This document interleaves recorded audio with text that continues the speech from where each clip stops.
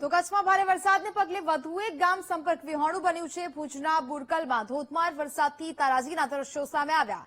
આજે પીર છારી ઝાંઝ વિસ્તારના મુખ્ય માર્ગ પર પાણી ભરાયા। પાણી ભરાતા વાહન ચાલકો પરેશાન થઈ રહ્યા છે। અનેક વિસ્તારોમાં હાલાકી છે તે જોવા મળી રહી છે। વાહન વ્યવહાર પણ ખોરવાયો છે અને અનેક ગામો છે તે સંપર્ક વિહોણા બન્યા છે।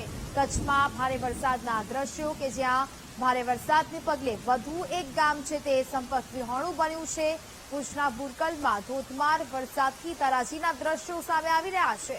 હાજીપીર છારી અને ઝાંઝ વિસ્તારના મુખ્ય માર્ગો પર પાણી ભરાઈ ચૂક્યા છે અને પાણી ભરાવાને કારણે લોકો ત્યાંથી અવરજવર પણ નથી કરી શકતા। પાણી ભરાતા વાહન ચાલકો પણ પરેશાન બન્યા છે કારણ કે અહીંયાથી નીકળવું પણ મુશ્કેલ બની રહ્યું છે। સતત અવિરત વરસાદને કારણે આ સ્થિતિ ઉદ્ભવી છે। સંવાદદાતા ભરતસિંહ ફોનલાઈન પર જોડાયા છે। ભરતસિંહ, કચ્છમાં ભારે વરસાદ જે વરસ્યો છે તેને કારણે વધુ એક ગામ સંપર્ક વિહોણું બન્યું છે, શું સ્થિતિ?